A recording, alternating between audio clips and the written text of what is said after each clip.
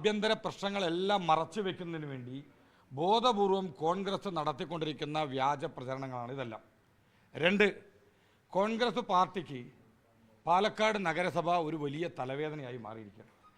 കോൺഗ്രസിൻ്റെ UDFൻ്റെ തന്നെ നിരവധി നേതാക്കന്മാരാണ് UDFൻ്റെ സ്ഥാനാർത്ഥികൾക്കെതിരെ തന്നെ മത്സര രംഗത്തുള്ളത്. നിലവിലെ പാലക്കാട് നഗരസഭാ കൗൺസിലറുടെ ഭാര്യ ഉൾപ്പെടെയുള്ള ആളുകൾ കോൺഗ്രസിൻ്റെ സ്ഥാനാർത്ഥിക്കെതിരെ മത്സര രംഗത്തുണ്ട്. കോൺഗ്രസിൻ്റെ ജില്ലാ കമ്മിറ്റി അംഗം ഉൾപ്പെടെ കോൺഗ്രസിൻ്റെ സ്ഥാനാർത്ഥിക്കെതിരെ മത്സര രംഗത്തുണ്ട്.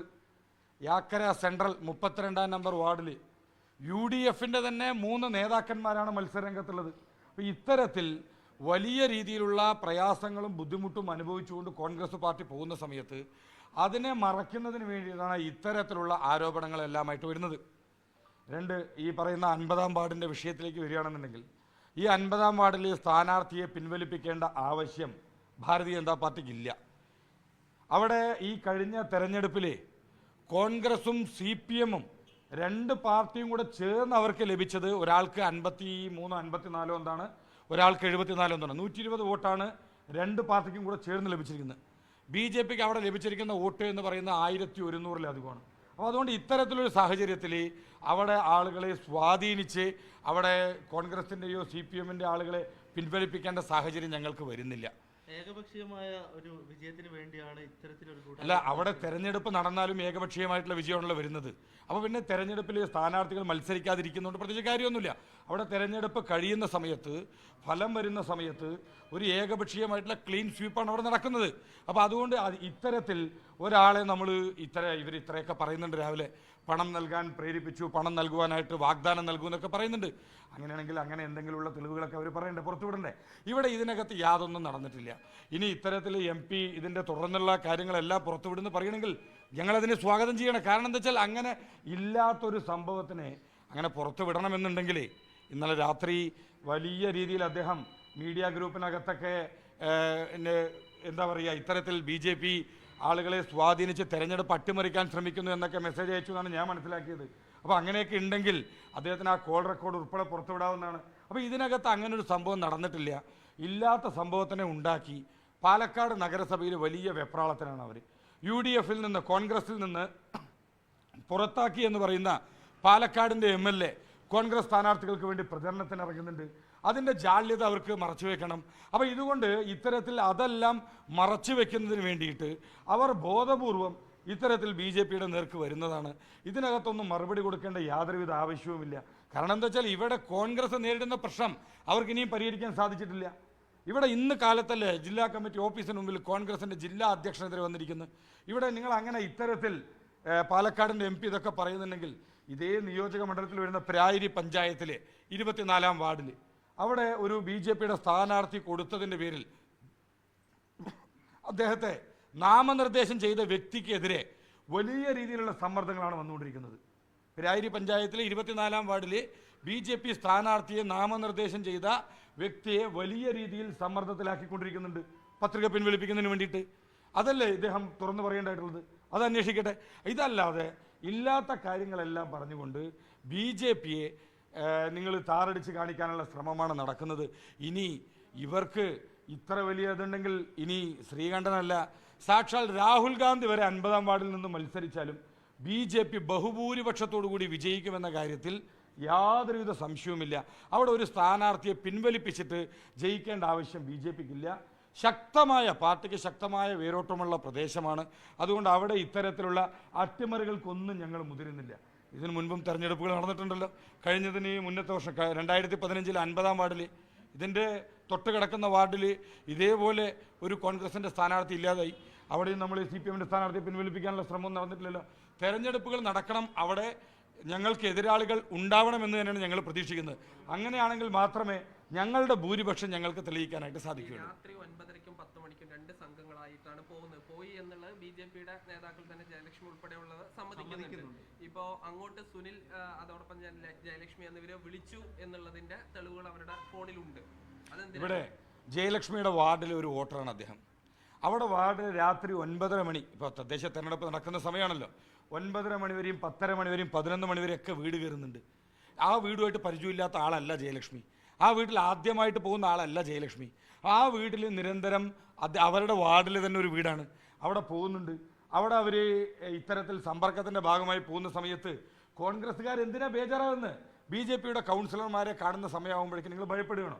പിന്നെ സുനിൽ എന്ന് പറയുന്ന BJPയുടെ സ്ഥാനാർത്ഥി പോയി എന്ന് പറയുന്നുണ്ട്. അദ്ദേഹത്തിൻ്റെ വാർഡിലെ വോട്ടർമാർ അവിടെ താമസിക്കുന്നുണ്ട്, അവരെ കാണുന്നതിന് വേണ്ടി പോയിട്ടുണ്ട്. അവിടെ ആ പ്രദേശത്ത് ആ വീട്ടിൽ മാത്രമല്ല പോയിരിക്കുന്നത്, ആ പ്രദേശത്തുള്ള നിരവധി വീടുകളിൽ പോയിട്ടുണ്ട്. നിങ്ങൾ ആ പ്രദേശത്തുള്ള വീടുകളിൽ അന്വേഷിച്ചോളൂ. ആ പ്രദേശത്തുള്ള വീടുകളിൽ മുഴുവൻ ഇവർ കയറിയിട്ടില്ലെന്ന് അന്വേഷിച്ചോളൂ നിങ്ങൾ. ഇത് ആ വീട്ടിൽ പോയത് എന്തോ വലിയ ആ വീടിനകത്ത് കടന്നു ചെല്ലാൻ പറ്റാത്ത ഒരു ഭീകരവാദിയുടെ വീട് എന്നുള്ള തരത്തിലാണല്ലോ നിങ്ങൾ പറയുന്നത്. അങ്ങനെയൊന്നുമില്ല. അവിടെയുള്ള വീടുകളിൽ മുഴുവൻ BJPയുടെ ആളുകൾ പോയിട്ടുണ്ട്, സമ്പർക്കം ചെയ്തിട്ടുണ്ട്.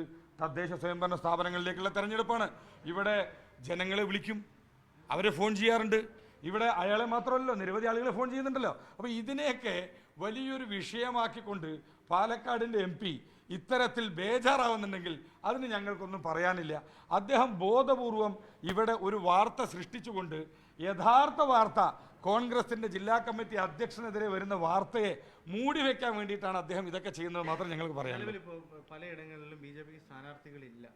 അപ്പോൾ അതൊക്കെ മറച്ചു വെക്കാൻ വേണ്ടിയിട്ടുള്ളൊരു ഇത് തന്നെയാണെന്നാണ് ഈ ഇവിടെ 900 ഈ ജില്ലയിൽ പല പഞ്ചായത്തിലും പല വാർഡുകളിലും സ്ഥാനാർത്ഥികളില്ല. അപ്പൊ പാലക്കാട് നഗരസഭയിൽ ഒരു സ്ഥലത്ത് ഞങ്ങൾക്ക് എതിരാളികളില്ല എന്ന് നിങ്ങൾക്ക് സംസ്ഥാനം മൊത്തം പ്രചരിപ്പിക്കാനുള്ള ഒരു ആയുധമായിരുന്നു നിങ്ങളുടെ ലക്ഷ്യം എന്നാണ് പറയുന്നത്. ഇവിടെ അങ്ങനെ ഒരു ആയുധമായിരുന്നു എന്നുണ്ടെങ്കിൽ ഇതെല്ലാം ഞങ്ങൾക്ക് എപ്പോഴും ചെയ്യാമായിരുന്നു. അങ്ങനെ ഞങ്ങൾ കരുതിയിട്ടില്ല. 2, ഇവിടെ ഈ വാർത്ത കുറേ ദിവസമായി മാധ്യമങ്ങൾ ഉൾപ്പെടെ കൊടുക്കുന്നുണ്ട്, BJPക്ക് മത്സരിക്കാൻ പല സ്ഥലങ്ങളിലും സ്ഥാനാർത്ഥിയില്ലെന്ന്. ഈ പാലക്കാട് ജില്ലയിലെ താമര ചിഹ്നത്തിൽ BJP നിർത്തിയ സ്ഥാനാർത്ഥികളുടെ എണ്ണം കോൺഗ്രസ് പാർട്ടി നിർത്തിയതിനേക്കാളും CPM നിർത്തിയതിനേക്കാളും കൂടുതലാണ്. 2, ഈ കഴിഞ്ഞ 2020-ലെയും 2015-ലെയും 2010-ലെയും എല്ലാം നിങ്ങൾ ചരിത്രമെടുത്ത് നോക്കിക്കോളൂ. ഈ 2025 തദ്ദേശ സ്വയംഭരണ സ്ഥാപനങ്ങളിലേക്ക് നടക്കുന്ന തെരഞ്ഞെടുപ്പിലാണ് ഏറ്റവും അധികം സ്ഥാനാർത്ഥികളെ BJP നിർത്തിയിട്ടുള്ളത്. ഇനി BJPക്ക് നിർത്താൻ കഴിയാത്ത വാർഡുകളുമുണ്ട്, പാലക്കാട് ജില്ലയിൽ ഇല്ല എന്ന് പറയുന്നില്ല. പക്ഷേ അവിടെയൊക്കെ എന്തുകൊണ്ടാണ് നിർത്താൻ സാധിക്കാത്തത്? അവിടെയാണ് ഞാൻ നേരത്തെ പറഞ്ഞത്, പിരായിരി പഞ്ചായത്തിൽ ഉൾപ്പെടെ 24-ാം വാർഡിൽ നിങ്ങൾ അന്വേഷിച്ചോളൂ. 24-ാം വാർഡിൽ ഉൾപ്പെടെ നാമനിർദ്ദേശം ചെയ്ത ആളെ പോയി സമ്മർദ്ദത്തിലാക്കുന്ന ആരാണ്? ഇതേ കോൺഗ്രസിൻ്റെ നേതാക്കന്മാർ ഉൾപ്പെടെയുള്ള ആളുകൾ പോകുന്നുണ്ടല്ലോ. അപ്പോൾ അതുകൊണ്ട് ഇത്തരത്തിലുള്ള കള്ളപ്രചരണങ്ങൾ നടത്തിക്കൊണ്ട് BJPയെ താറടിച്ച് കാട്ടാനുള്ള ശ്രമങ്ങളൊന്നും ഞങ്ങൾ മുഖവിലേക്ക് എടുക്കുന്നില്ല. നിങ്ങളുടെ ഇത്തരത്തിലുള്ള ആരോപണങ്ങളെല്ലാം ഞങ്ങൾ പുച്ഛിച്ച് തള്ളുകയാണ്. ഇവിടെ പാലക്കാട് ജില്ലയിൽ ഇത്തവണ BJP നിർത്തിയിട്ടുള്ള സ്ഥാനാർത്ഥികളുടെ എണ്ണം എന്ന് പറയുന്നത് കഴിഞ്ഞ കാലങ്ങളിലെ ചരിത്രമെല്ലാം എടുത്തു നോക്കിക്കഴിഞ്ഞാൽ അതിനേക്കാൾ ഏറ്റവും കൂടുതൽ എണ്ണമാണ് BJP നിർത്തിയിട്ടുള്ളത്. പുതുനഗരത്തൊക്കെ മുഖ്യ പ്രതിപക്ഷമായിട്ടുള്ള പഞ്ചായത്താണ് പുതുനഗരത്ത് ലീഗിനോട് സഹകരിക്കാൻ വേണ്ടിയാണെന്നാണ് CPM ജില്ലാ സെക്രട്ടറി ഇന്നലെ. അല്ല, സ്വാഭാവികമായിട്ട് അദ്ദേഹം CPMന്റെ ജില്ലാ സെക്രട്ടറിക്ക് പറയാം. കാരണം CPMന്റെ ജില്ലാ സെക്രട്ടറി പറയേണ്ട ഒരു ചോദ്യമുണ്ട്. ഇവിടെ നിങ്ങൾ ഈ പറയുന്ന 50-ാം വാർഡിലും 51-ാം വാർഡിലും CPMന് സ്ഥാനാർത്ഥി പോലും ഇല്ല. 50-ാം വാർഡിലും 51-ാം വാർഡിലും CPMന് സ്ഥാനാർത്ഥി പോലും ഇല്ല. എന്നിട്ടാണ് അദ്ദേഹം പുതുനഗരത്തെക്കുറിച്ച് പറയുന്നത്. CPM ഇത്തരത്തിലുള്ള ആരോപണങ്ങളെല്ലാം അവർക്ക് പറയുന്ന സമയത്ത് അവർ എവിടെയൊക്കെ നിർത്തിയിട്ടുണ്ടെന്നുള്ള ആദ്യം വ്യക്തമാണ്. ഈ പാലക്കാട് നഗരസഭയ്ക്കകത്ത് അവർക്ക് ചിഹ്നത്തിൽ നിർത്താൻ പോലും ആളെ കിട്ടുന്നില്ല. അവർ ആപ്പിള്, സൈക്കിള്, ഈനാമ്പേച്ചി, മരപ്പെട്ടി ഏതൊക്കെ ചിഹ്നത്തിലാണ് നിർത്തുന്നത്? ഈ പാലക്കാട് നഗരസഭയ്ക്കകത്ത് 50-ാം വാർഡിലും 51-ാം വാർഡിലും സ്വതന്ത്രരായിട്ട് മത്സരിക്കാൻ പോലും CPMന് ആളുകളില്ല. 2, പുതുനഗരത്ത് 15 വാർഡിൽ 11 വാർഡിൽ BJP സ്ഥാനാർത്ഥിയെ നിർത്തിയിട്ടുണ്ട്. 14 വാർഡാണ് കഴിഞ്ഞ തവണ ഉണ്ടായിരുന്നത്. കഴിഞ്ഞ തവണ നിർത്തിയതിനേക്കാൾ 2 സ്ഥാനാർത്ഥികളെ ഇത്തവണ BJP കൂടുതൽ നിർത്തിയിട്ടുണ്ട്. പിന്നെ ഈ പറഞ്ഞ അപ്പുറത്തുള്ള നിർത്താത്ത 4 വാർഡുകളിൽ നാമനിർദ്ദേശം ചെയ്യാൻ വരുന്ന ആളുകളെ പോലും ഭീഷണിപ്പെടുത്തുന്ന സമയത്ത് എങ്ങനെയാണ് അവിടെ സ്ഥാനാർത്ഥികൾ ഉണ്ടാവുക? പിന്നെ കേരളത്തിൽ വളർന്നുകൊണ്ടിരിക്കുന്ന ഒരേ ഒരു പാർട്ടിയാണ് BJP. കഴിഞ്ഞ മുൻകാലങ്ങളിലെ തെരഞ്ഞെടുപ്പുകൾ എടുത്തു നോക്കിക്കഴിഞ്ഞാൽ ആ സമയത്ത് നിർത്തിയ സ്ഥാനാർത്ഥികളുടെ എണ്ണത്തേക്കാൾ കൂടുതൽ ഓരോ വർഷം കൂടുന്ന സമയത്ത് നിർത്തിയിട്ടുണ്ട്. അത് നിങ്ങൾക്ക് തന്നെ വ്യക്തമാണ്. നിങ്ങൾ ഡാറ്റ എടുത്ത് പരിശോധിച്ച് നോക്കിക്കോളൂ.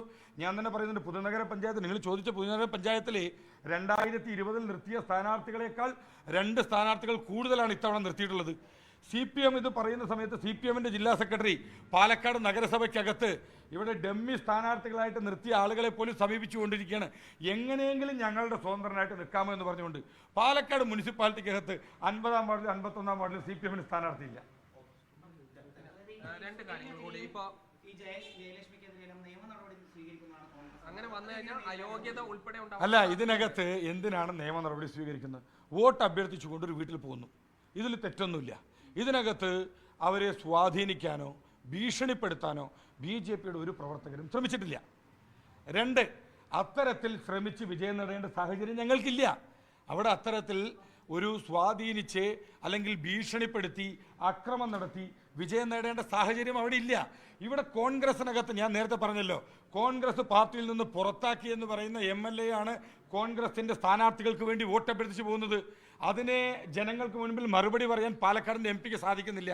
കോൺഗ്രസിൻ്റെ ജില്ലാ കമ്മിറ്റിയുടെ അധ്യക്ഷനെതിരെ പോസ്റ്റർ തന്നെ അവരുടെ ജില്ലാ കമ്മിറ്റി ഓഫീസിന് മുൻപിൽ ഒട്ടിച്ചിട്ടുണ്ട്. അതിന് മറുപടി പറയാൻ അവർക്ക് സാധിക്കുന്നില്ല. അപ്പോൾ ഇതിനൊന്നും മറുപടി പറയാതെ BJPയെ എന്തെങ്കിലും ആരോപണങ്ങൾ ഉന്നയിച്ചുകൊണ്ട് ഈ വിഷയത്തിൽ നിന്ന് ഒളിച്ചോടാനുള്ള ശ്രമമാണ് കോൺഗ്രസ് നേതൃത്വം നടത്തുന്നത്. പിന്നെ 2 കാര്യങ്ങൾ കൂടി. ഒന്ന്, നമ്മൾ അവസാനം കണ്ടതിന് ശേഷമാണ് പ്രിയ ജയന്റെ ഒരു പ്രതികരണം വന്നത്. അവര് ഈ നേരത്തെ ഫേസ്ബുക്കിൽ ഇട്ടത് കൂടാതെ കൃത്യമായി പറയുന്നുണ്ട്, ഈ തന്റെ കൂടെ നിന്ന ആളുകളുടെ അടുത്ത് തന്നെ അത്തരം ഒരു സുഖകരമല്ലാത്ത അനുഭവങ്ങൾ അവർ വളരെ കൃത്യമായി തന്നെ പറഞ്ഞിട്ടുണ്ട്. ഞാൻ അവസാനം വരെ BJPയുടെ പ്രവർത്തകയായിരിക്കും, എൻ്റെ പ്രസ്ഥാനമാണ് വലുത് എന്നുള്ള രീതിയിൽ അവർ വളരെ വിശദമായ മറുപടി നിങ്ങളോട് ഉൾപ്പെടെ പറഞ്ഞിട്ടുണ്ട്. അതിൽ കൂടുതലൊന്നും എനിക്ക് പറയാനില്ല. കാരണം അവർ കൃത്യമായി പറഞ്ഞത് ഞാൻ സംഘടനയോടൊപ്പമാണ്, എൻ്റെ പ്രസ്ഥാനമാണ് എനിക്ക് വലുത് എന്നത് അവർ പറഞ്ഞിട്ടുണ്ട്. അതിൽ നിന്ന് തന്നെ വളരെ വിശദമായിട്ട് നിങ്ങൾക്ക് എല്ലാ മറുപടിയുമുണ്ട്. ഇനി അതിൽ കൂടുതൽ വിശദീകരണം ഞാൻ എന്താ പറയാനായിട്ടുള്ളത്?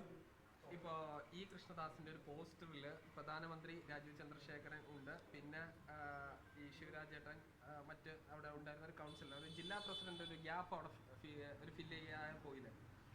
കഴിഞ്ഞ കുറേ ദിവസമായി മീഡിയ വൺ ഉൾപ്പെടെയുള്ള മാധ്യമങ്ങൾ പാലക്കാട് നഗരസഭയിൽ ഇത്തരത്തിലുള്ള ഓരോ വിഷയങ്ങൾ ഉയർത്തി കൊണ്ടുവരുന്നുണ്ട്. ആദ്യം സ്ഥാനാർത്ഥികളെ പ്രഖ്യാപിച്ചില്ല എന്നതായിരുന്നു വിഷയം. 2, അതിനുശേഷം BJPക്ക് നിരവധിയായ അസ്വസ്ഥതകളുണ്ട് എന്നുള്ള രീതിയിൽ പറഞ്ഞു. 3, ഇത്തരത്തിൽ പോസ്റ്ററുമായി നിങ്ങൾ ബന്ധപ്പെട്ട് പറഞ്ഞു. ഇവിടെ പാലക്കാട് ജില്ലയിൽ എത്രയെത്ര സ്ഥാനാർത്ഥികൾ ഏതൊക്കെ പാർട്ടികളുടെ മത്സരിക്കുന്നുണ്ട്, അവരുടെ ഏതൊക്കെ ജില്ലാ അധ്യക്ഷന്മാരുടെ പടം വെച്ചിട്ടുണ്ട്. CPMന്റെ സ്ഥാനാർത്ഥികൾ ആരൊക്കെയാണ് അവരുടെ ജില്ലാ സെക്രട്ടറിയുടെ പടം വെച്ചിരിക്കുന്നത്, കോൺഗ്രസിന്റെ സ്ഥാനാർത്ഥികൾ ആരൊക്കെയാണ് അവരുടെ ജില്ലാ പ്രസിഡന്റിന്റെ പടം വെച്ചിരിക്കുന്നത്. BJPയുടെ ഞാൻ നിയമസഭാ തെരഞ്ഞെടുപ്പിൽ മത്സരിച്ചിട്ടുള്ള